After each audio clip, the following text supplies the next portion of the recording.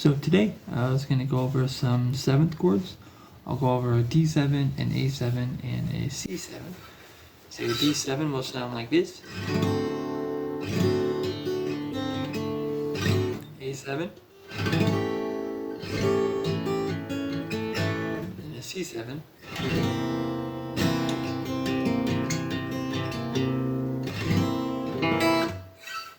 So we'll start with the D7. So it'll be your first finger on the B string on the first fret, and your ring finger is going to be on the G string on the second fret, and your ring finger is going to be on the high E on the second fret. And it kind of looks like that. It's kind of like a D chord style, but so once again, your first finger, first fret on the B string, and your middle finger is going to be on the G string, second fret, and your ring finger is going to be on the high E on the second fret. You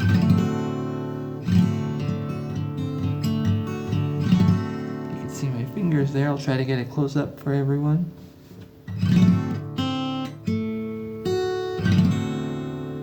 So that is your D7. A C7 is going to be just like a C chord.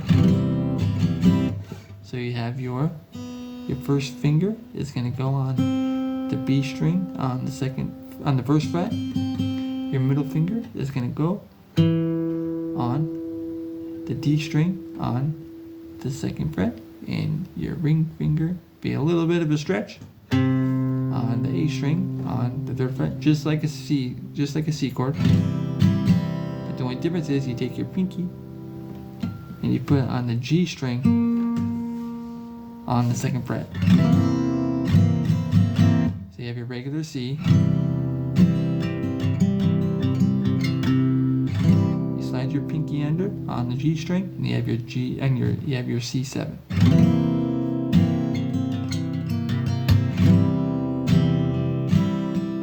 So yeah, there's your C7.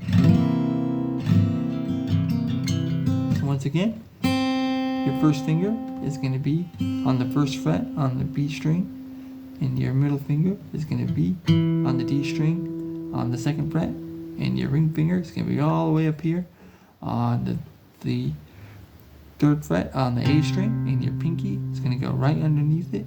Not right underneath it, but on the G string on the third fret. It kind of looks like that.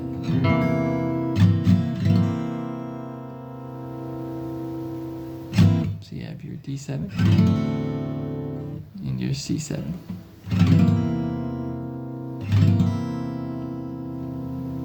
And your high E is open. If you don't want that, well, it sounds pretty good with the low E, but if you don't want that in there, I just take my thumb and just kind of mute it. That's what I do with a lot of stuff. I just kind of mute the low E.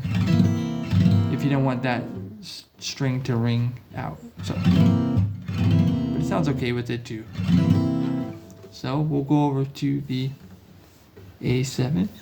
It's just like an A chord. I have a video of my previous video before with the A, so we're gonna go your first finger on the D string, second fret, and then your ring finger is gonna go G string, second fret, and then your ring finger is gonna go the B string, second fret. So you gotta squeeze them all in there. And then your pinky is gonna go on the high E on the third fret. So that's your A chord and your A7 with the pinky on the high E on the third fret.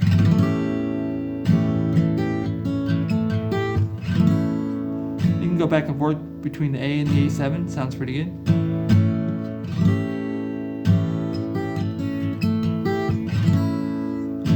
So you have your D7, A7, and your C7.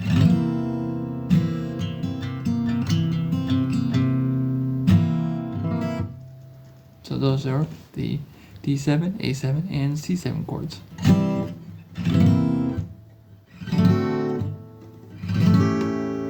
If that A7 is a little too tough like that, you can always bar it. That's what I would do. You can always just bar the A chord, and then take your third finger or second, whatever you feel, whatever's comfortable, or your pinky even, and just put it right there on the high E on the 3rd fret. And that's probably an easier way to do the A7.